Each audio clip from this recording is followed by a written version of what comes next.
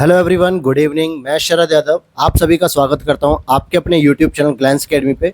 दोस्तों, इस सीरीज़ में हम लोग कवर कर रहे थे विजन आईएएस की मंथली मैगजीन को, और जिसमें हम लोग कवर कर रहे थे जून 2023 की मैगजीन को।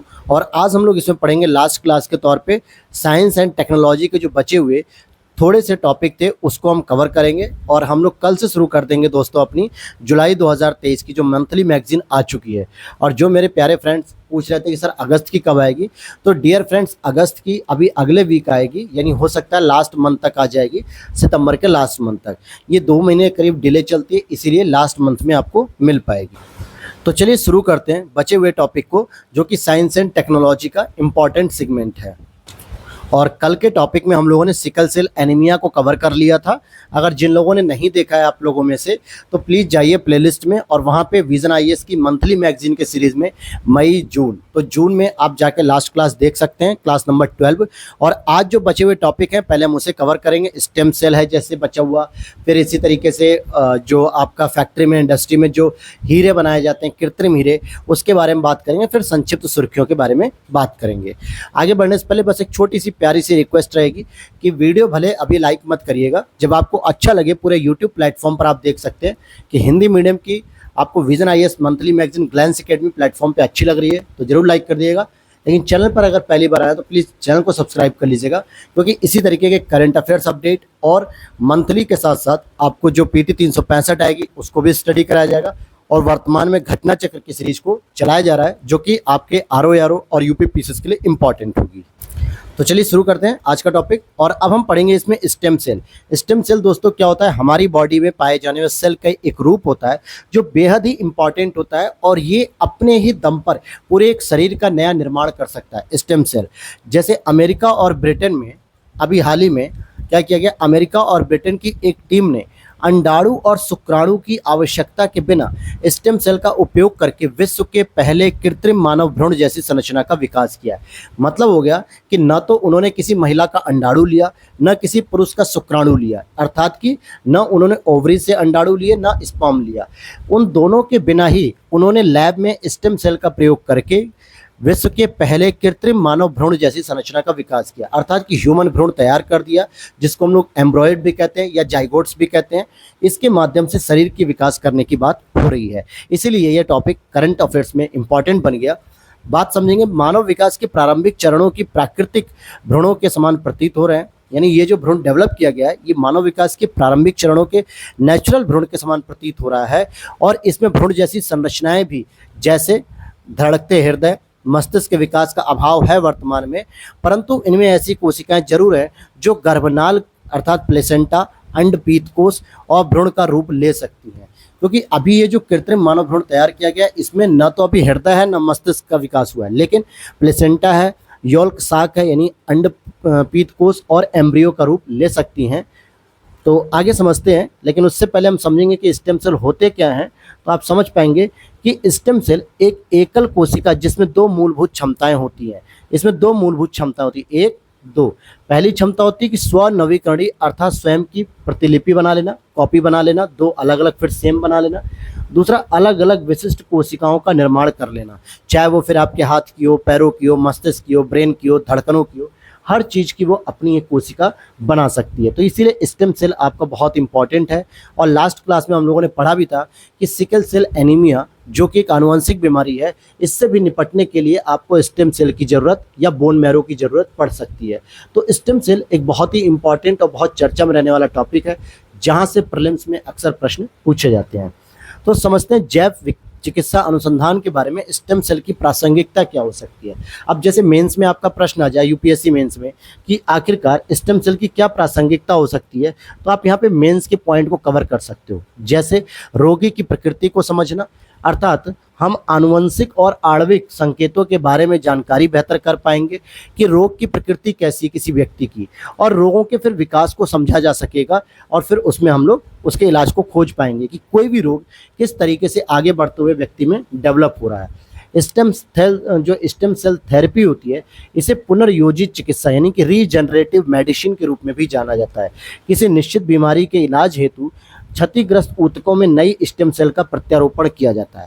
मान लीजिए अब आपके बॉडी में कोई टिश्यू अगर क्षतिग्रस्त है, कोई ऐसा टिश्यू है जिसकी वजह से प्रॉब्लम लगातार बनी हुई है, तो हम उस टिश्यू को निकाल के स्टेम सेल के माध्यम से वहाँ पे नए टिश्यू का निर्माण कर सकते हैं। तो इसी को हम रीजनरेटिव मेडिसिन भी कहते हैं। इसमें दो तरीके प्रयोग होते हैं, एक होता है ऑटोलॉगस प्रत्यारोपण, एक होता है एलोजेनिक प्रत्यारोपण। ऑटोलॉगस में रोगी को स्वयं की स्टेम सेल का उपयोग किया जाता है और एलोजेनिक में दाता से प्राप्त स्टेम सेल का प्रयोग किया जाता है। मतलब कि अगर आपके अंदर एलोजेनिक ट्रांसप्लांट हो रहा है तो उसके लिए आप किसी दूसरे व्यक्ति का स्टेम सेल यूज करेंगे, और अगर ऑटोलॉगस ट्रांसप्लांटेशन हो रहा है तो वहाँ पे आप स्वयं की स्टेम सेल का प्रयोग कर सकते हैं। स्पेशली 4 प्रकार का वर्गीकरण होता है, एक होता है टोटिपोटेंट, प्लूरिपोटेंट, मल्टीपोटेंट और यूनिपोटेंट। ये इंपॉर्टेंट जो है कि आपकी स्टेम सेल के रूप में जानी जाती हैं। फिर वहीं पे अगर हम और प्रासंगिकता की बात करेंगे तो दवा के जो दुष्प्रभाव हैं अर्थात विष विज्ञान, इसको समझने में मदद मिल सकती है हमें कि दवा का मरीजों पर हम प्रत्यक्ष जो है कि परीक्षण करना तो अत्यंत खतरनाक हो सकता है। तो हम सेल के द्वारा जो आपका कृत्रिम भ्रूण है उस पर हम टेस्ट कर सकते हैं। अब यहाँ पर ये सारी चीज़ें तो समझ में आ गई दोस्तों, लेकिन बात आती है कि क्या स्टेम सेल से संबंधित कोई चुनौतियाँ नहीं है, कोई ऐसी प्रॉब्लम्स नहीं है, क्योंकि ऐसे तो हर व्यक्ति अपने स्टेम सेल का प्रयोग करने लगेगा, नेगेटिव भी बहुत सारी प्रॉब्लम्स क्रिएट होंगी। तो पहली है कि नैतिक चिंता है, क्योंकि मानव भ्रूण की क्षति होने की संभावना है, क्योंकि आपको स्टेम सेल एक महत्वपूर्ण जगह से प्राप्त होती है। वो ये या तो जो आपका भ्रूण है, ठीक है, भ्रूण से प्राप्त कर सकते हो, ध्यान देना, भ्रूण से प्राप्त, या दूसरा हो सकता है कि जब माँ अपने बच्चे को जन्म दे रही होती है तो यहाँ पर एक गर्भनाल होती है, गर्भनाल से भी आप स्टेम सेल को प्राप्त कर सकते हो। अब मान लीजिए कि अगर आपको ज़रूरत अभी है और अभी उस बच्चे का जन्म नहीं हुआ है तो माँ के गर्भनाल से तो प्राप्त नहीं कर सकते, लेकिन उस भ्रूण से प्राप्त कर सकते हो। तो ऐसे में हो सकता है उस मानव भ्रूण की क्षति हो जाए जिस भ्रूण से आप स्टेम सेल निकालना चाह रहे हो, या फिर आप 9 महीने वेट करिए, जब माँ अपने बच्चे को जन्म देगी तब गर्भनाल से आप वहाँ पे ब्लड सेल के माध्यम से स्टेम सेल की प्राप्ति कर सकते हो। ये सबसे कॉम्प्लिकेटेड पैटर्न होता है जहाँ से स्टेम सेल की प्राप्ति होती है। दूसरा सुरक्षा संबंधी चिंता है कि इसके विभेदन की उच्च दर के कारण स्टेम सेल कई बार आनुवंशिक उत्परिवर्तन को समाहित कर लेती है और ट्यूमर या कैंसर होने की संभावना बढ़ सकती है। साथ ही अगले पॉइंट पे देखते हैं कि प्रतिरक्षा प्रणाली द्वारा अस्वीकृति, क्योंकि अन्य दाता से ली गई स्टेम सेल का जब हम ट्रांसप्लांट करते हैं तो कई बार होता है कि रोगी का जो शरीर होता है उसे अपने शरीर में एडजस्ट नहीं कर पाता, यानी स्वीकार नहीं कर पाता, क्योंकि उसके लिए वो स्टेम सेल कहीं ना कहीं प्रॉब्लमेटिक हो जाती है। अगला देखते हैं स्टेम सेल तंत्र को समझना। यह भी एक बहुत शुरुआती चरण में काफ़ी प्रॉब्लमेटिक होता है कि कैसे हम समझें कि स्टेम सेल का मैकेनिज्म कैसे काम कर रहा है, क्योंकि कृत्रिम भ्रूण से को संबंधित जीवों के गर्भ में जो प्रत्यारोपित करके विकसित करने के प्रयास अक्सर विफल रहे हैं इजराइल और चीन के द्वारा। कानूनी चिंताएं, जैसे नैदानिक उद्देश्यों के लिए कृत्रिम भ्रूण का उपयोग यूनाइटेड किंगडम और अन्य जो अधिकांश देश हैं वहाँ पे कानूनी रूप से वैध कर दिया गया है, वैध नहीं मतलब बैन किया गया है, और इन्हें मरीज के गर्भाशय में प्रत्यारोपित करना फिलहाल गैर कानूनी भी है, यानी उस मरीज के आप गर्भाशय अर्थात महिला के गर्भाशय में आप प्रत्यारोपित नहीं कर सकते हो।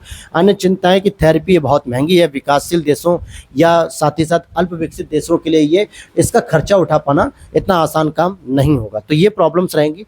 लेकिन आगे की राह में आप क्या कर सकते हो उससे पहले हम बताते हैं आपको कि भारत के द्वारा क्या किया जा रहा है स्टेम सेल के माध्यम से।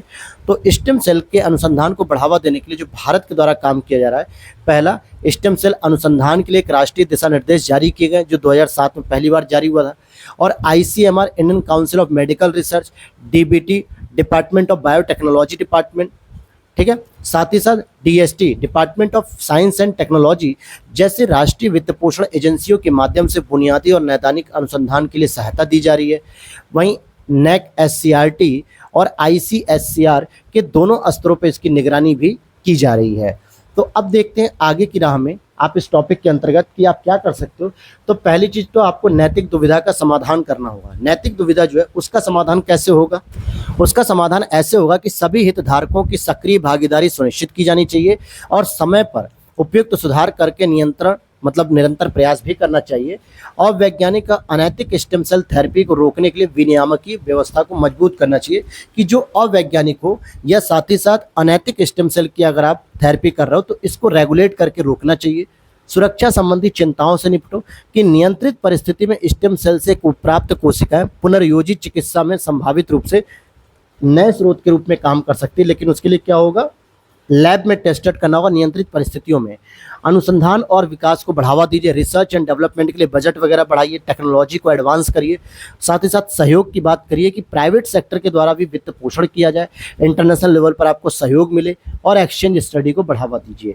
वहीं दुरुपयोग के खिलाफ जागरूकता बढ़ाइए, जिससे स्टेम सेल थेरेपी, प्रतिबंधित स्टेम सेल थेरेपी के बारे में लोगों को पता रहे कि सरकार ने किस प्रकार की स्टेम सेल थेरेपी को उपलब्ध कराया और किस प्रकार की स्टेम सेल थेरेपी को प्रतिबंधित भी किया गया है। तो ये इंपॉर्टेंट था। और अब यहाँ पर एक लास्ट इंपॉर्टेंट है जो बड़ा टॉपिक है, इसके बाद हम लोग संक्षिप्त सुर्खियों को स्टडी करेंगे, जिसमें आप देख पा रहे हैं यहाँ टॉपिक है कि प्रयोगशाला में निर्मित हीरे, लैब ग्राउंड डायमंड्स, LGD इसको हम कहते हैं। भारतीय प्रधानमंत्री ने संयुक्त राज्य अमेरिका की अपनी राजकीय यात्रा के दौरान संयुक्त राज्य अमेरिका की प्रथम महिला जो कि जो बाइडेन की पत्नी थी, उनको 7.5 कैरेट का पर्यावरण अनुकूल प्रयोगशाला में निर्मित हीरा भेंट किया है। मतलब प्रधानमंत्री नरेंद्र मोदी जी जब आपके जून में यहाँ पर थे, जुलाई में अमेरिकी दौरे पर थे राजकीय यात्रा पर, तो 7.5 कैरेट का इन्होंने एक पर्यावरणीय अनुकूल प्रयोगशाला में जो निर्मित किया गया था हीरा इंडिया में, वो प्रधानमंत्री राष्ट्रपति की पत्नी को दिया था, जो कि प्रथम महिला कहलाएंगी। अब बात करते हैं कि जो प्रयोगशाला में जो हीरे डेवलप किए जाते हैं, बनाए जाते हैं, एक तो होता है आपका हीरा नेचुरल तरीके से मिलता है, प्राकृतिक खदानों में मिलता है, जिसकी हम लोग खदानों के माध्यम से खुदाई करते हैं, खनन करते हैं, फिर हीरों की प्राप्ति होती है कोयला खदानों में। लेकिन एक हीरे ऐसे होते हैं जो लैब में तैयार किए जाते हैं। तो ये जो था वो लैब में तैयार किया गया था। तो कैसे तैयार होता है इसको समझते हैं। तो प्रयोगशाला में जो निर्मित हीरे होते हैं, लैब ग्रोन डायमंड्स जो होते हैं, LGD, ये शुद्ध कार्बन के क्रिस्टलीकरण के माध्यम से कृत्रिम तरीके से निर्मित हीरे हैं, जो शुद्ध कार्बन के, और इनके भौतिक और रासायनिक गुण जो होते हैं वो प्राकृतिक हीरे के समान ही होते हैं। कठोरता और मजबूती के कारण इनका उपयोग आमतौर पर उद्योगों में किया जाता है, क्योंकि बहुत मजबूत होते हैं और बहुत कठोर होते हैं। इनका उपयोग आप कटर्स और कठोरता व मजबूती की आवश्यकता वाले अन्य उपकरणों तथा मशीनों में किया जा सकता है, कटर्स के रूप में कर सकते हो। वहीं इलेक्ट्रॉनिक मार्केट में शुद्ध कृत्रिम हीरे का इस्तेमाल उनकी उत्कृष्ट तापीय चालकता के कारण उच्च शक्ति वाले लेजर डायोड, लेजर एरे, उच्च शक्ति वाले ट्रांजिस्टर हेतु ताप प्रसारक के रूप में कर सकते हो, यानी हीट स्प्रेडर के रूप में, क्योंकि इनकी जो तापीय चालकता होती है बहुत हीट पैदा करने तक होती है, अर्थात मैक्सिमम हीट को ये झेल सकते हैं। तो ये एक इम्पॉर्टेंट पॉइंट हो जाएगा इसके लिए। साथ ही साथ भारत द्वारा प्रयोगशाला में निर्मित हीरों की संख्या 3 मिलियन से अधिक है, और ये वैश्विक उत्पादन का भारत के द्वारा 15% का योगदान दिया जा रहा है। लगभग कितने प्रतिशत का? 15% का योगदान दिया जा रहा है भारत के द्वारा। बात करेंगे भारत में जो हीरे तैयार होते हैं वो सामान्यतः रासायनिक वाष्प निक्षेपण प्रौद्योगिकी के माध्यम से डेवलप किए जाते हैं, और इस मामले में सबसे बड़ा उत्पादक देश भी है हमारा भारत। यानी समझिएगा कि जो रासायनिक वाष्प निक्षेपण की पद्धति से अगर हम डेवलप कर रहे हैं हीरो को, तो इस मामले में भारत सबसे बड़ा उत्पादक है, क्योंकि हीरो का 2 अलग अलग पैटर्न पे डेवलपमेंट होता है। हम उसके बारे में भी बात करेंगे आपसे अभी। तो यहाँ पर आप देख पा रहे हैं कि सरकार ने प्रयोगशालाओं में निर्मित हीरों के विकास को डेवलप करने के लिए अलग अलग उपाय किए हैं, और LGD पे 5% कर को भी अब समाप्त कर दिया गया है। IIT मद्रास में India centre for lab grown diamond स्थापित करने की घोषणा की गई है कि हम IIT मद्रास में डेवलप करेंगे इस सेंटर को। तो अब बात करेंगे कि लैब में डेवलप करने के 2 मेथड जो होते हैं, एक होता है उच्च तापमान उच्च दाब पर, यानी हाई टेम्परेचर हाई प्रेशर, और दूसरी विधि होती है रासायनिक वाष्प निक्षेपण विधि। तो भारत के द्वारा इसी विधि का ज़्यादातर प्रयोग किया जाता है। लेकिन उच्च ताप और उच्च ताप में क्या होता है, यहाँ पर लिखा है इस विधि में 7,30,000 PSI तक अत्यधिक उच्च दाब और अत्यधिक उच्च तापमान लगभग 1500 सेल्सियस कम से कम की आवश्यकता होती है, और ग्रेफाइट का उपयोग यहाँ पर कच्चे माल के रूप में किया जाता है। तो ग्रेफाइट का उपयोग किसके लिए किया जाता है? कच्चे माल के रूप में। लेकिन वहीं रासायनिक वाष्प निक्षेपण विधि की अगर हम बात करते हैं तो चैम्बर को कच्चे माल के रूप में आमतौर पर ग्रेफाइट के साथ कार्बन और हाइड्रोजन जैसे गैसों का मिश्रण भी दिया जाता है, और माइक्रोवेव लेजर हॉट फिलामेंट का उपयोग करके लगभग 800 से 900 डिग्री सेल्सियस के तापमान तक गर्म किया जाता है, और फिर ये कार्बन के हीरे के रूप में ये परिवर्तित हो जाते हैं। तो इसलिए भारत इसी का सबसे बड़ा उत्पादक करता है पूरी दुनिया में। और हम बात करेंगे जो LGD हैं और जो प्राकृतिक हीरे हैं, इसमें डिफरेंसेस कहाँ पे आते हैं, क्योंकि LGD का मतलब क्या, ये लैब में डेवलप किए गए हैं, और जो नेचुरल होते हैं वो खनन में मिलते हैं। तो अगर हम बात करें जो लैब में डेवलप किए जाते हैं उसमें गंदगी और अशुद्धि बहुत कम होती है या बिल्कुल नहीं पाई जाती है, और ये किफ़ायती भी होते हैं, और बहुत कम या बिना किसी पर्यावरणीय क्षति के इसे बनाया जा सकता है। जबकि प्राकृतिक हीरों की बात करेंगे तो इसमें अशुद्धियाँ और स्ट्रेंथ बहुत होते हैं, क्योंकि ये जो स्ट्रेंथ होते हैं, जो गंदगी होती है, जो अशुद्धियाँ होती हैं, वो तो अभी खनन करके निकाली गई हैं। तो साथ ही साथ प्राकृतिक शुद्धता और कठिन खनन प्रक्रिया के कारण ये महंगा हो जाता है और साथ ही साथ प्राकृतिक हीरो के खनन से जल प्रदूषण होता है और आसपास के संघर्ष वाले क्षेत्रों में से संबंधित हो सकते हैं, क्योंकि हीरे को लेकर काफ़ी क्षेत्र संघर्ष के दायरे में आ जाते हैं। जैसे आपका पन्ना देख लीजिए, सतना देख लीजिए, ये सब एमपी के रीजन है और यहाँ पे भी संघर्ष की स्थिति हमें देखने को मिलती है। तो चलिए आगे देख लेते हैं। अब हमारे जो छोटे छोटे इंपॉर्टेंट टॉपिक हैं जिसको आज हमें कवर करना है, और इसके बाद हम लोग जुलाई की करंट अफेयर शुरू कर देंगे कल से। पीडीएफ के लिए आप लोग डिस्क्रिप्शन बॉक्स में जो टेलीग्राम चैनल दिया हुआ है, लिंक दिया है, उसे ज्वाइन कर लीजिए, वहाँ पर आपको पीडीएफ इसकी मिल जाएगी। और कल मैं या आज शाम को ही इसकी मैं पीडीएफ भी अपलोड कर दूंगा, ये जो हाईलाइट किए हुए पॉइंट हैं। तो चलिए संक्षिप्त सुर्खियों में देखते हैं। सबसे पहले हमारे भारत की GEAC यानी जेनेटिक इंजीनियरिंग अप्रेजल कमेटी जो कि चर्चे में है। तो क्यों है भाई? आनुवंशिक इंजीनियरिंग मूल्यांकन समिति। जैसा जैसा हम लोग साइंस एंड टेक्नोलॉजी में डेवलपमेंट करते जा रहे हैं, तो जेनेटिक इंजीनियरिंग से रिलेटेड बहुत सारे प्रॉब्लम्स आ रही हैं, बहुत सारे पॉइंट आ रहे हैं नए नए, तो उसको समझते हैं। अभी हाल ही में कुछ राज्यों में, ध्यान दीजिएगा कि कुछ राज्यों ने GEAC द्वारा विनियमित आनुवंशिक रूप से संशोधित हाइब्रिड कपास, ध्यान दीजिएगा, हाइब्रिड कपास के जैव सुरक्षा अनुसंधान परीक्षण के लिए अनापत्ति प्रमाण पत्र देने से इनकार कर दिया है। कहने का मतलब है कि अभी कुछ राज्यों ने GEAC यानी जेनेटिक इंजीनियरिंग अप्रेजल कमेटी को हाइब्रिड कपास के परीक्षण के लिए NOC देने से मना कर दिया गया है। यानी अब आप इन राज्यों में किसी भी तरह से हाइब्रिड कपास का परीक्षण नहीं कर सकते हो। ऐसा क्यों किया जा रहा है? कि केंद्र सरकार की जो कमेटी है, क्या वो राज्यों के ऊपर इतनी डिपेंड है? तो जी बिल्कुल, क्योंकि 2011 में फील्ड परीक्षण के लिए राज्य सरकारों से NOC की प्राप्ति को लेना अनिवार्य कर दिया गया था, क्योंकि जिन राज्यों में आप इनकी टेस्टिंग करोगे, इनकी खेती करोगे, ट्रायल करोगे, अगर उन राज्यों से आप परमिशन नहीं ले रहे हो तो बाद में कॉन्फ्लिक्ट की स्थिति पैदा होगी, संघात्मक जो संघवाद है उसकी स्थिति पैदा होगी कि वहाँ पे चुनौतियाँ देखने को मिलेंगी। वर्तमान में कौन से ऐसे राज्य हैं जिन्होंने NOC देने से मना कर दिया? तेलंगाना, महाराष्ट्र, गुजरात, हरियाणा, इनमें आयोजित किए जाने थे ये फील्ड परीक्षण, लेकिन इसके हाइब्रिड कपास के परीक्षण के लिए इन राज्यों ने NOC देने से मना कर दिया है। क्यों ऐसा किया गया? क्योंकि कृषि राज्य सूची का विषय है, इसीलिए राज्यों की सहमति होनी भी अनिवार्य कर दी गई थी। अब बात करेंगे इस संस्था के बारे में। तो इस संस्था के बारे में अगर हम बात करें तो यहाँ पे पहले हम शॉर्ट में समझ लेते हैं यहाँ पर इस संस्था के बारे में कि जेनेटिक इंजीनियरिंग अप्रूवल कमेटी जो GEAC है, इसका हेडक्वार्टर तो नई दिल्ली में है और ये पर्यावरण वन जलवायु परिवर्तन मंत्रालय के अंतर्गत काम करती है। इसकी स्थापना पर्यावरण संरक्षण अधिनियम 1986 के तहत 1989 में की गई थी और इसका उद्देश्य जो होता है दोस्तों, पर्यावरणीय दृष्टिकोण से अनुसंधान और औद्योगिक उत्पादन में खतरनाक जो सूक्ष्म जीव होते हैं और पुनः संयोजकों को बड़े पैमाने पर उपयोग किया जाता है। प्रायोगिक फील्ड ट्रायल सहित आनुवंशिक रूप से संशोधित जीवों को पर्यावरण में मुक्त करना और 1986 के अंतर्गत दंडात्मक कार्रवाई देना, जो पर्यावरण संरक्षण अधिनियम है। वर्तमान में इसके 24 सदस्य हैं। इनकी बैठक हर महीने होती है और अध्यक्षता MOEF एंड CC के विशेष सचिव या अपर सचिव द्वारा की जाती है। तो यहाँ पर भी आप वही चीज़ देख पा रहे होंगे कि एक वैधानिक समिति के रूप में ये काम करती है और 1989 में इसको इस्टेब्लिश किया गया था, 1986 के अधिनियम के तहत किया गया था। क्योंकि ये करती क्या है, खतरनाक सूक्ष्म जीवों या आनुवंशिक रूप से निर्मित जीवों या कोशिकाओं का निर्माण करना, उपयोग करना, आयात निर्यात और भंडारण नियमावली के अंतर्गत इसकी स्थापना की गई थी। तो अगर हम बात करते हैं इससे संबंधित जो आपकी जेनेटिक इंजीनियरिंग की जाती है, चाहे वो BT कपास हो गया या BT बैंगन हो गया या इस तरीके की चीज़ें, तो इसमें एक बैक्टीरिया का यूज किया था जीवाणु का, जिसका नाम होता है BT, इसीलिए इसके आगे लगाया था BT, बैसिलस थुरिंजेसिस। ये कॉटन कपास की एक संकर किस्म है। इसमें CRY1AC, CRY2AB जीन मौजूद हैं। इन्हें मृदा जीवाणु बैसिलस थुरिंजेसिस से अलग कर वॉलवर्म कीड़ों को मारने के लिए एक विषाक्त प्रोटीन उत्पन्न करने के लिए कोडिंग की जाती है। तो बैसिलस थुरिंजेसिस से अलग कर दिया जाता है इनको, मृदा जीवाणु होते हैं, बल्कि इनमें एक नए जो है कि CRY1AC और CRY2AB डाल दिया जाता है, जिससे जो ये कीड़े वगैरह इन पे लग रहे हैं कपास की खेती पर, इससे क्या होगा कि इन कीड़ों को मारने में सफलता मिलेगी। और ध्यान देना कि अभी एकमात्र ऐसी फसल है, जैसे एग्जाम में आप पढ़ेंगे BT कॉटन, BT सरसों, BT कपास या BT बैंगन, तो इसमें एकमात्र BT GM जो फसल है, जेनेटिकली इंजीनियरिंग जिसमें की गई, मॉडिफिकेशन किया गया है, वो केवल और केवल BT कॉटन ही है जो भारत में मंजूरी प्राप्त है व्यावसायिक खेती के लिए।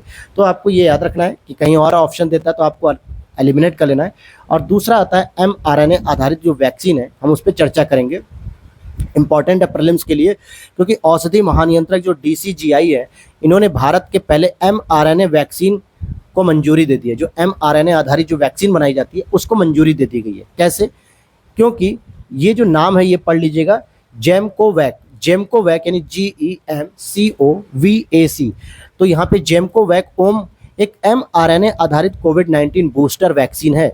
इसे जेनेवा बायो फार्मास्यूटिकल लिमिटेड ने बनाया है और DCGI ने इसे आपातकालीन उपयोग की अनुमति दे दी है। मान लीजिए कि दोबारा अभी कोविड-19 जैसी कोई इमरजेंसी आ जाए, तो ऐसी स्थिति में आप क्या करेंगे, जेमकोवैक ओएम जो mRNA वैक्सीन है, मैसेंजर RNA, इसके द्वारा हम बूस्टर वैक्सीन लगा के लोगों को सुरक्षित कर पाएंगे।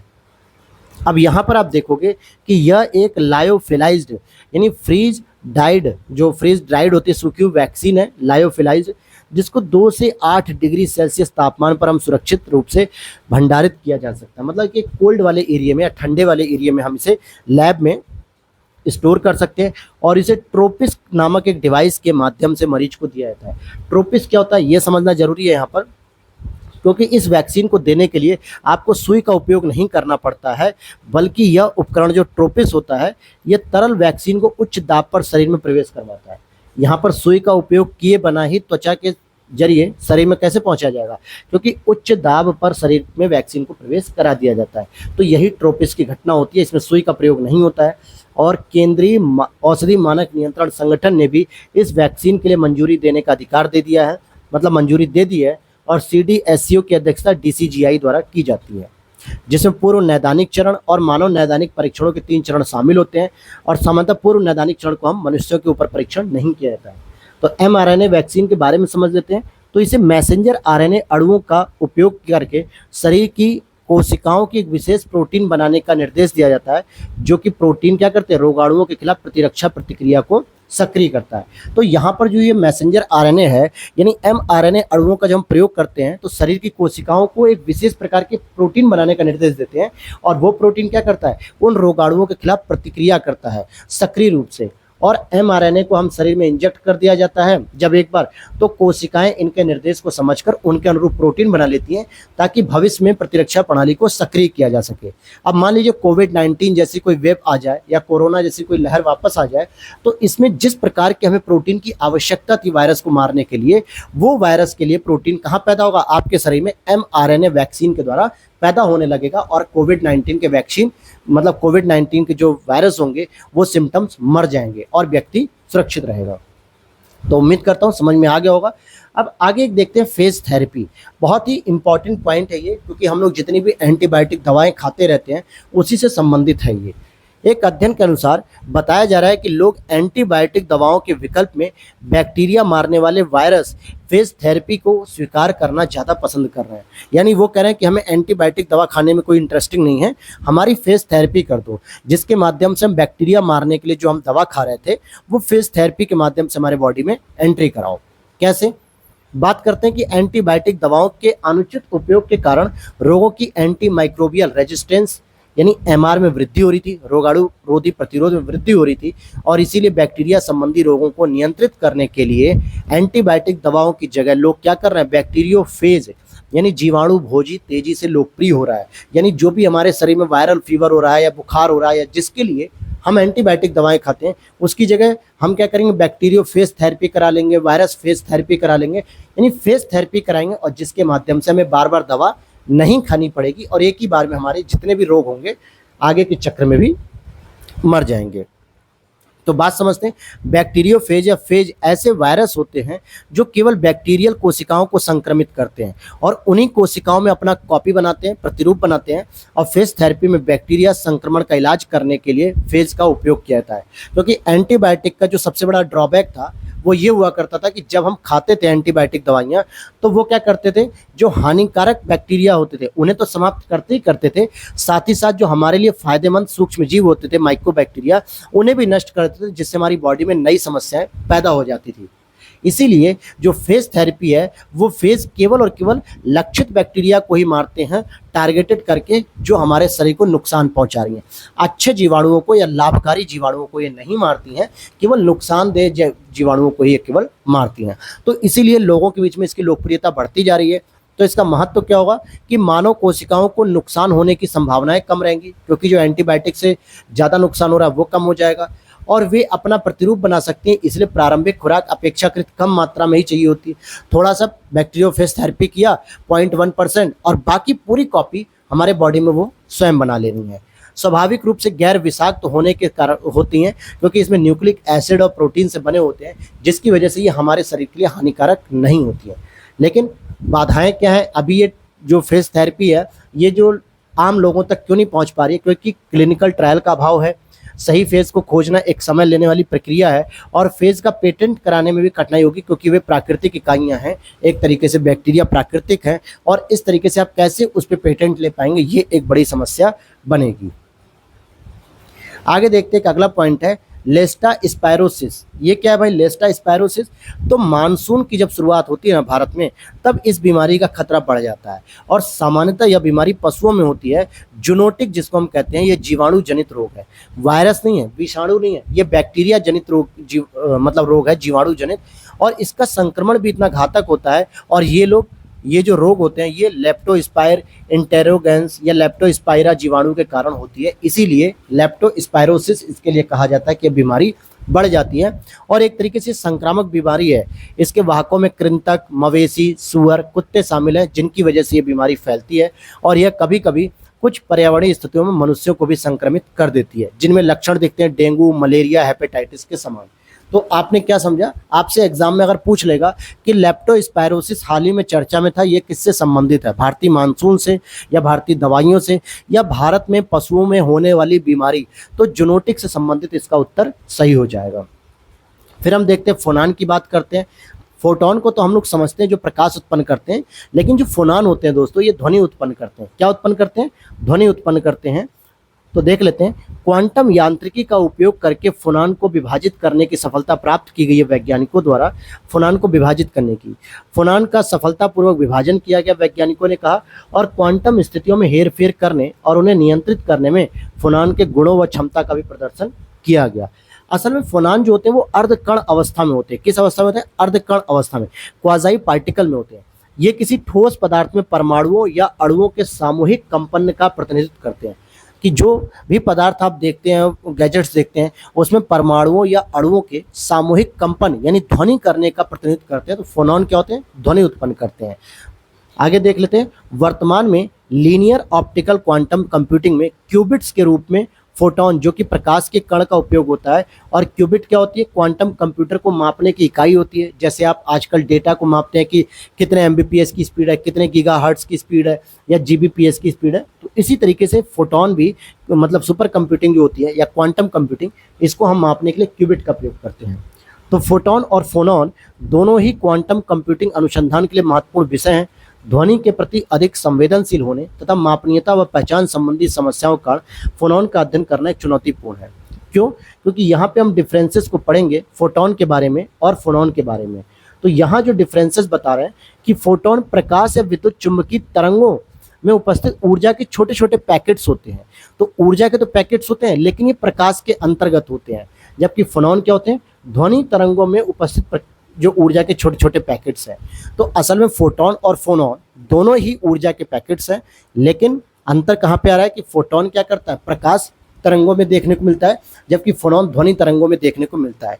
और इसके लिए इंपॉर्टेंट क्या हो जाएगा? क्योंकि जो प्रकाश तरंगें होती हैं, इलेक्ट्रिक मैग्नेटिक वेव जो होती हैं, इलेक्ट्रोमैग्नेटिक वेव, ये निर्वात में भी गमन करती हैं, लेकिन इनको गमन करने के लिए हवा या पानी जैसे कुछ माध्यम की आवश्यकता होगी, क्योंकि ध्वनि तरंग तो आपके माध्यम के ही माध्यम से चलेगी, माध्यम में चलती है। आमतौर पे तरंग दैर्ध्य के फोटोन आमतौर पे परस्पर क्रिया नहीं करते हैं, लेकिन यहाँ पे अलग अलग तरंग दैर्ध्य के जो फोनॉन होते हैं ये आपस में एक दूसरे से क्रिया करते हैं और एक अलग तरीके की तरंग दैर्ध्य पैदा कर देते हैं। यहाँ पे फोटोन के कण और तरंग दोनों तरह के गुणों को प्रदर्शित करते हैं, फोटोन, कण और तरंग, इसलिए इसको वेव पार्टिकल डुअलिटी कहते हैं। लेकिन ये पूर्णतः तरंग जैसी इकाइयाँ होती है, इसमें कणों जैसा कोई भी गुण देखने को नहीं मिलता है। अब आते हैं अगले टॉपिक पे, प्रोजेक्ट तारा। तो तो इसके बारे में समझते हैं कि प्रोजेक्ट तारा क्या है। तो देखिए, अल्फाबेट जो कंपनी है ना दोस्तों, यूएसए की, जो कि एक तरीके से गूगल की ही कंपनी मानी जाती है, गूगल का ही सब्स्टिट्यूट है।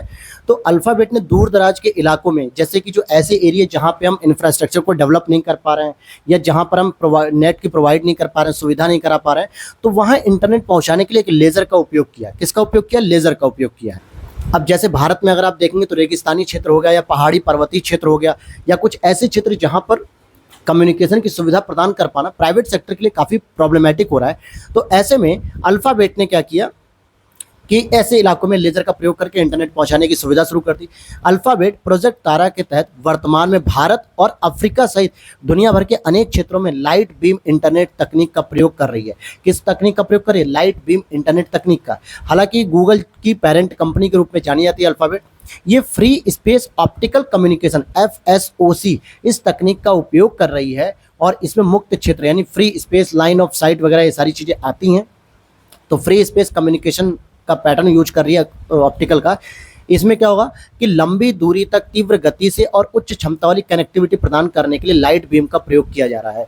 यानी कि लंबी दूरी तक, काफ़ी लंबे एरिया में, काफ़ी बड़े एरिया में कवर किया जाएगा इसके माध्यम से, और अच्छी स्पीड MB और GB पर स्पीड दी जाएगी, और 20 किलोमीटर की दूरी तक दोनों दिशाओं में 20 Gbps तक की उच्च गति से डेटा भी आप ट्रांसफर कर पाएंगे।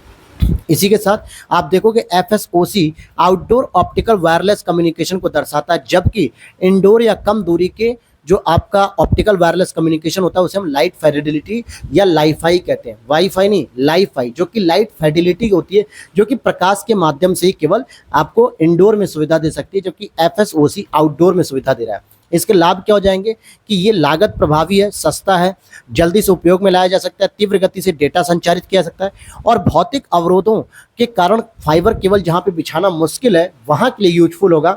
जैसे पहाड़ी क्षेत्र हो गया, समुद्र तटीय क्षेत्र हो गया, नदी वाले क्षेत्र हो गए, रेगिस्तानी क्षेत्र हो गए, जहाँ पे केबल को बिछाना थोड़ा मुश्किल काम हो रहा है, वहाँ पर ये सैटेलाइट के माध्यम से क्या करेंगे? सुविधा दे सकेंगे। और चुनौतियाँ क्या है इसमें कि कोहरे और धुंध जैसी स्थिति में सिग्नल के मार्ग में अगर पक्षियों के उड़ने से रुकावट आ सकती है। साथ ही साथ विशेष बेहतर प्रकार के जो दर्पण चाहिए, विशेष रूप से अवतल दर्पण, इनके नियंत्रण की आवश्यकता होगी, और साथ ही साथ इसमें गति का पता लगाने की आवश्यकता भी होगी। इससे पहले अल्फाबेट ने प्रोजेक्ट लून के माध्यम से भी इंटरनेट उपलब्ध कराने का प्रयास किया था। हालांकि इंटरनेट कनेक्टिविटी के लिए समतापी मंडली गुब्बारों का उपयोग किया जाना था। इसमें समताप मंडल में गुब्बारे को रख के यहाँ से इंटरनेट प्रोवाइड कराना था, लेकिन प्रोजेक्ट लून जो है कि सफल नहीं हुआ। तो अब प्रोजेक्ट तारा जो है कि अल्फाबेट के द्वारा लाया जा रहा है। तो अब हम यहाँ पर कुछ अलग टॉपिक पढ़ेंगे। सौर प्रस्फुटन या कोरोनल मास इजेक्शन जिसे कहते हैं, सौर प्रस्फुटन या कोरोनल मास इजेक्शन, जिसे हम CME शॉर्ट में बोलेंगे। तो वैज्ञानिकों ने ऐसे सौर प्रस्फुटन का पता लगाया है जिनसे या जिसने 6 साल से निरंतर स्थिर तापमान को बनाए रखा है। जिसने 6 साल से क्या किया? निरंतर स्थिर तापमान को बनाए रखा है।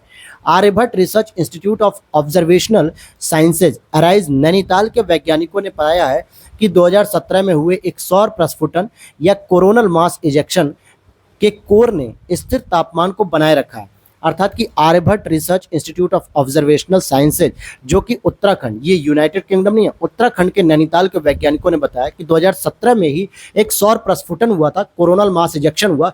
उसके कोर का तापमान आज भी लगातार वैसा ही बना हुआ है जैसा 2017 में था। तो इससे क्या क्या हमें फायदे निकल सकते हैं नई खोज के, कि कोर के विस्तार के बावजूद इसमें तापमान स्थिर देखने को मिला। तो कोर के विस्तार के साथ जबकि होना क्या चाहिए था? कम होता जाता। जैसे जैसे इसका कोर का विस्तार बढ़ता जा रहा है तो इसके तापमान को कम होना चाहिए था, लेकिन स्थिर बना हुआ है। इसका घनत्व तो लगभग 3.6 कम हो गया है, 3.6 गुना कम हो गया है बाहर की ओर विस्तार होने पे। और कोर के विस्तार ने एडियाबेटिक प्रक्रिया, जहां ऊष्मा का एक्सचेंज नहीं होता है, इसकी बजाय आइसोथर्मल प्रक्रिया यानी स्थिर तापमान की तरह व्यवहार किया है। इसका तापमान यहाँ पर स्थिर रह गया है। तो नई खोज का महत्व क्या होगा कि इस तरीके के प्रस्फुटन पृथ्वी पर संचार प्रणालियों को कैसे प्रभावित कर रहे हैं। जो आपके सौर मंडल में, अर्थात कि सूरज के पास जो सौर प्रस्फुटन हो रहा है, वो पृथ्वी को की कम्युनिकेशन पैटर्न को कैसे प्रभावित कर रहे हैं। जो भारत का पहला सौर मिशन L1, आदित्य L1 जो लॉन्च किया गया अभी हाल ही में 1 से 2 दिन में, वो visible emission line coronagraph VELC से युक्त है। तो ऐसे में यह सूर्य के आंतरिक कोरोना में CME यानी कि कोरोनल मास इजेक्शन के थर्मोडायनेमिक गुणों के बारे में अधिक डेटा प्रदान कर पाएगा। तो इस का जो सौर प्रस्फुटन है, जो नैनीताल के वैज्ञानिकों ने कहा है, इसका बिल्कुल इसरो के द्वारा प्रयोग किया गया आदित्य L1 में, ताकि हम आसानी से सूर्य के बारे में जानकारी ले सकेंगे। और इसमें अगर हम बात करेंगे कि कोरोनल मास इजेक्शन में ज़्यादातर प्रोटॉन और इलेक्ट्रॉन तथा शक्तिशाली चुंबकीय क्षेत्र ही होते हैं जो कण विकिरण होते हैं, जिससे अंतरिक्ष मौसम में बाधा उत्पन्न करते हैं, उपग्रहों के संचालन को विफल कर देते हैं और विद्युत की आपूर्ति बाधित करने का कारण भी करते हैं। मतलब विद्युत की बाधित आपूर्ति का भी ये कारण बनते हैं। एक अगला इसी में कुछ पॉइंट है अन्य संबंधित तथ्य के बारे में अगर हम बात करें तो बेटेल्ग्यूज, ध्यान देना, बेटेल्गेयूज जो कि ओरायन तारामंडल का एक चमकदार लाल विशालकाय तारा है जो कि रेड जायंट के नाम से जाना जाता है, और इसे भारतीय खगोल विज्ञान में तिरुवतिरय या आद्र भी कहा गया है। ये अपने अंतिम कार्बन दहन के चरण में चल रहा है और यह तारा पहले ही हाइड्रोजन और हीलियम दोनों का उपभोग कर चुका है पूरी तरीके से। अब ये अंतिम कार्बन दहन के स्तर पर चल रहा है। जब यह तारा आवर्त सारणी में सभी तत्वों का उपभोग कर लेगा तब गुरुत्वाकर्षण इसके कोर को संकुचित कर देगा और इसे एक न्यूट्रॉन तारा या ब्लैक होल्स के रूप में बदल देगा। तो ध्यान देना कि आपसे प्रीलिम्स में ऐसे सीधे ही प्रश्न रखा जा सकता है यूपीपीसीएस या स्पेशली यूपीएससी ऐसे करता है कि बेटेल्गेयूज क्या है, किससे संबंधित है, एक वैज्ञानिक पद्धति है या एक दवा है या एक ब्लैक होल या न्यूट्रॉन तारा है। तो ध्यान देने वाली बात है, ऐसी चीज़ों को याद रखना चाहिए।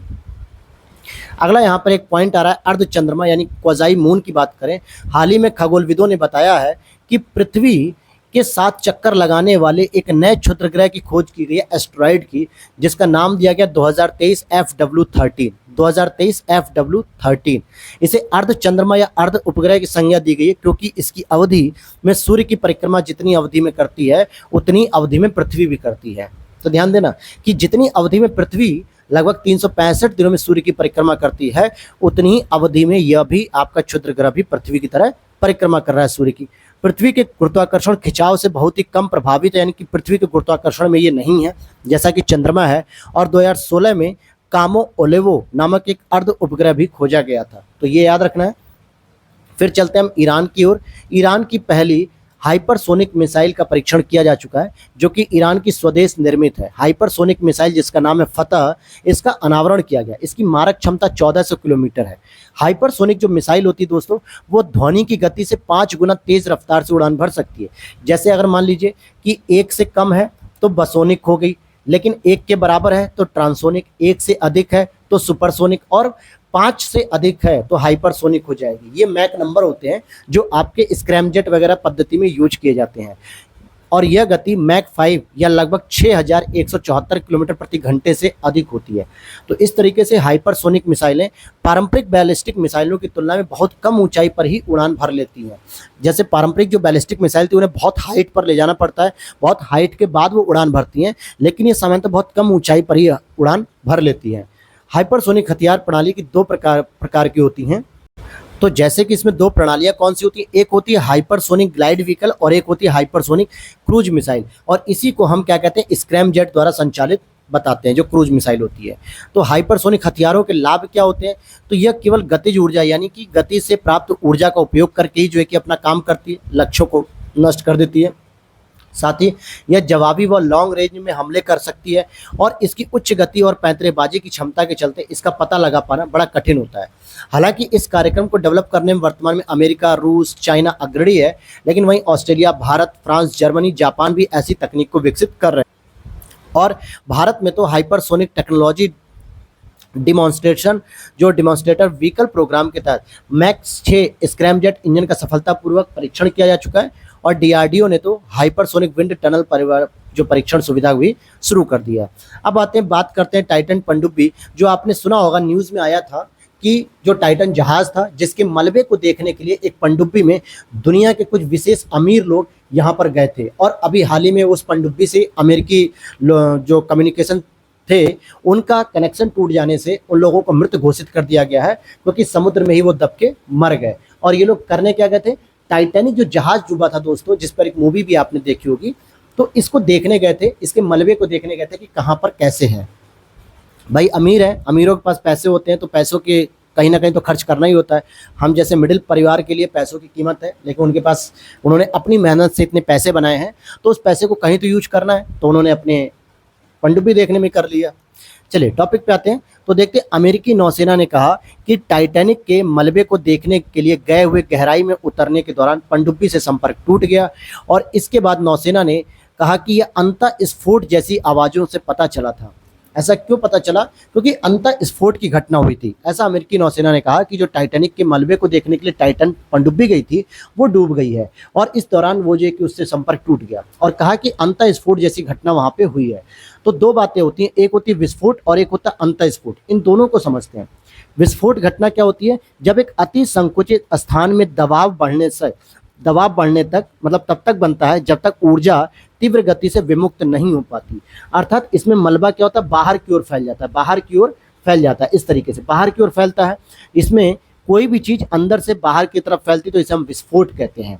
ठीक है। और अंतः स्फोट क्या होता है? जब कोई भी चीज अंदर की ओर पूर्णतः संकुचित ना हो, मतलब किसी संरचना पर दबाव तब तक बनता है जब तक कि वह अंदर की ओर पूर्णतः संकुचित न हो जाए। तो आसान भाषा में कहें कि अंतः स्फोट में क्या होता है? बाहर से अंदर की तरफ दबाव के चलते धमाका होता है। अब समुद्र के अंदर क्या था कि जो समुद्र का पानी था या समुद्र का दबाव था वो बाहर से लग रहा था टाइटन पनडुब्बी पे और अंदर जाके वो टाइटन पनडुब्बी पूरी तरीके से संकुचित हो गई, यानी बाहर का मलबा क्या हो गया? अंदर की ओर आ जाता है। तो इसी को हम कहते हैं अंतः स्फोट कहते हैं। तो अंतः स्फोट की घटना देखने को मिली थी और ऐसा प्रतीत होता है कि गहरे समुद्र में जल के दबाव ने पनडुब्बी को संकुचित कर नष्ट कर दिया था और माना जाता है कि समुद्र तल पर हमारे फेफड़ों के अंदर का दबाव हमारे चारों ओर की वायु के दबाव के समान होता है समुद्र तल पे, लेकिन उसके अंदर जाने पे क्या होता है? दबाव बढ़ता जाता है और प्रत्येक 33 फीट की गहराई पर दबाव एक वायुमंडलीय दाब तक बढ़ता जाता है और जिसकी वजह से क्या होता है? संकुचन हो जाता है। तो अंतः स्फोट की घटना देखने को मिलती है। अब आते हैं CLN की बात करेंगे, केंद्रीकृत प्रयोगशाला नेटवर्क, जिसको हम कहते हैं सेंट्रलाइज लेबोरेटरी नेटवर्क। भारतीय चिकित्सा अनुसंधान परिषद यानी ICMR, Indian council of medical research का नेशनल इंस्टीट्यूट ऑफ वायरोलॉजी केंद्रीकृत प्रयोगशाला नेटवर्क में शामिल हो गया है।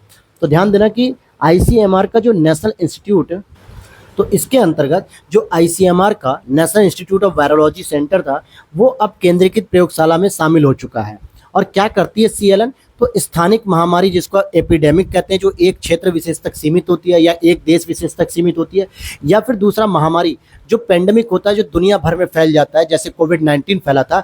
तो ऐसे प्रकोप के दौरान इस्तेमाल की जा सकने वाली वैक्सीन के परीक्षण ट्रायल के लिए कार्य करने वाला एक नेटवर्क है। यानी दुनिया भर के इसमें बड़े बड़े देशों के लोग शामिल हैं, देशों की टेक्नोलॉजी शामिल है, जिसके अंतर्गत कहा जा रहा है कि अगर फिर दोबारा एपिडेमिक या पेंडेमिक आता है तो ऐसे में हम परीक्षण पहले से ही करके तैयार रखें वैक्सीन का। यह सबसे बड़ा वैश्विक समूह है और जिसके पास वैक्सीन परीक्षण के मानकी के तरीके और सामग्री उपलब्ध है। तो भारत भी इसमें शामिल हो गया। ये भारत के लिए काफ़ी अच्छी बात है। अब जैसे ये क्या करेगा कि CLN सदस्यों के रूप में शामिल प्रत्येक संस्था, जितनी भी संस्था देशों की शामिल है, ये भविष्य की डिजीज एक्ट है। अब डिजीज एक्ट का मतलब हो सकता है भविष्य में कोई भी ऐसी महामारी हो जाए, पेंडेमिक हो जाए, एपिडेमिक हो जाए, जैसे कोविड-19 हुई थी, तो इनके खिलाफ नए टीकों के तीव्र विकास में मदद मिलेगी। और डिजीज एक्ट में स्थानिक महामारी या महामारी की क्षमता वाले रोग जनक भी शामिल होते हैं। अब जैसे कोविड-19 क्या थी? एक महामारी थी। तो इसके लिए CLN में वैक्सीन परीक्षण किया जा रहा था। तो भारत भी जब इसमें शामिल हो गया तो ये अच्छी बात है भारत के लिए कि भारत में अगर कोई भी ऐसी महामारी डेवलप हो रही होगी या महामारी के संकेत देखने को मिलेंगे तो उससे निपटने के लिए ये काफ़ी हेल्पफुल रहेगा। अब आगे चलते हैं। अगला पॉइंट हमारा strategic intervention for green hydrogen transition. तो इस कार्यक्रम को समझते हैं कि strategic intervention for green hydrogen transition यानी कि साइट कार्यक्रम क्या है? साइट कार्यक्रम। तो साइट कार्यक्रम के क्रियान्वयन के लिए जो दिशा निर्देश जारी किए गए हैं, तो साइट क्या है? राष्ट्रीय हरित हाइड्रोजन मिशन का एक उपघटक है, क्योंकि इसके द्वारा क्या हो रहा है? हम ग्रीन हाइड्रोजन को हम जो है कि डेवलप करने की बात कर रहे हैं। तो साइट का लक्ष्य है इलेक्ट्रोलाइजर विनिर्माण आधार घटक 1 और ग्रीन हाइड्रोजन उत्पादन केंद्र घटक 2 को स्थापित करना है। हाइड्रोजन एक स्वच्छ दहन वाला ईंधन है जिसके बाई प्रोडक्ट में केवल वाटर निकलता है, यानी कि ये जब इसका दहन किया जाता है तो उप उत्पाद के रूप में, बाई प्रोडक्ट के रूप में केवल वाटर निकलता है। जैसे पौधों के द्वारा जब प्रकाश संश्लेषण की क्रिया की जाती है तो बाई प्रोडक्ट के रूप में क्या निकलता है? ऑक्सीजन निकलता है, यही तो प्रोडक्ट निकलता है। उसी तरीके से हाइड्रोजन को जब हम जलाते हैं तो बाई प्रोडक्ट के रूप में क्या निकलता है, जल प्राप्त होता है। अगर मैं कहूँ कि आप कोल जलाते हैं, कोल मतलब कोयले को जब जलाते हैं, कोयले का दहन करते हैं, तो वहां से बाई प्रोडक्ट के रूप में क्या निकलता है दोस्तों, फ्लाई एश नाम का एक पाउडर निकलता है, जो कि पर्यावरण के लिए हार्मफुल होता है, हार्ट के पेशेंट के लिए हार्मफुल होता है, फेफड़ों की प्रॉब्लम्स क्रिएट करता है। तो इससे बेहतर क्या होगा कि आपको केवल स्वच्छ जल मिल रहा है बाई प्रोडक्ट के रूप में। तो हाइड्रोजन का उत्पादन इलेक्ट्रोलाइजर की मदद से किया जाता है, और इसी में एक इलेक्ट्रोलाइसिस जो कि विद्युत अपघटन होता है, इस बिजली का उत्पादन करके जल को हाइड्रोजन और ऑक्सीजन में विभाजित किया जाता है, और इलेक्ट्रोलाइसिस के लिए PEM प्रोटॉन एक्सचेंज मेम्ब्रेन का उपयोग किया जाता है। तो इस तरीके से आप देखेंगे कि हम साइट कार्यक्रम के माध्यम से क्या कर रहे हैं, राष्ट्रीय ग्रीन हाइड्रोजन मिशन के तहत हाइड्रोजन पे जो है कि फोकस कर रहे हैं उसके निर्माण के लिए।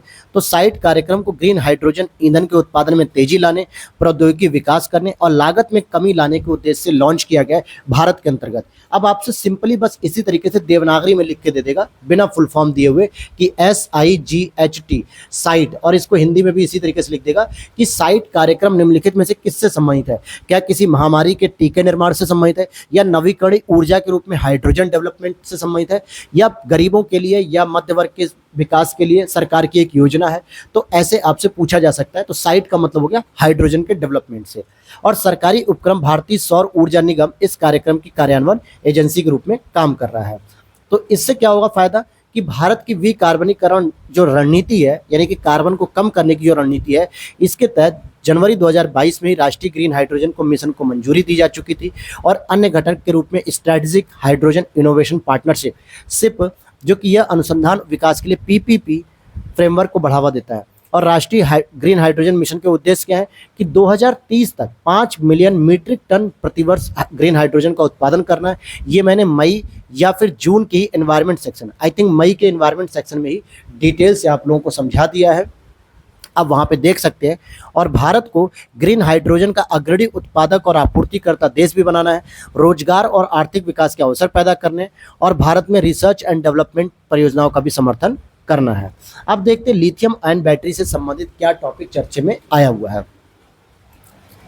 तो देखते हैं यहाँ पर टॉपिक है कि नोबेल पुरस्कार विजेता जो कि लिथियम आयन के सह संस्थापक आविष्कारक जॉन बैनिस्टर गुडनाइफ का निधन हो गया।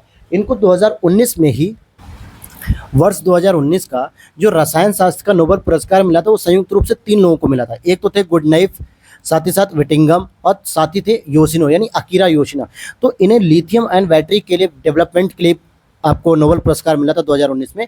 तो इसी में से इनके एक साथी गुडनाइफ जी का निधन हो गया। अब बात करते हैं लिथियम आयन बैटरी की, तो ये रिचार्जेबल बैटरी है। डिस्चार्ज होने पर लिथियम आयन जो ऋणात्मक इलेक्ट्रोड होते हैं वो धनात्मक की ओर शिफ्ट कर जाते हैं, और जब वहीं चार्ज हो जाती है दोबारा तो पुनः धनात्मक इलेक्ट्रोड से ऋणात्मक इलेक्ट्रोड की ओर वापस चले जाते हैं। और इस बैटरी का किस में उपयोग होता है, तो लिथियम आयन जो लिथियम कोबाल्ट ऑक्साइड होती है कैथोड, जो कि पोर्टेबल इलेक्ट्रॉनिक उपकरण जैसे आपके मोबाइल हो गए, चार्जर हो गए, लैपटॉप हो गए, इन सब में प्रयोग किया जाता है लिथियम कोबाल्ट ऑक्साइड का। वहीं बात करेंगे कि लिथियम मैग्नीज ऑक्साइड जो ऑटोमोबाइल जो इलेक्ट्रॉनिक व्हीकल होते हैं उनमें यूज किए जाते हैं।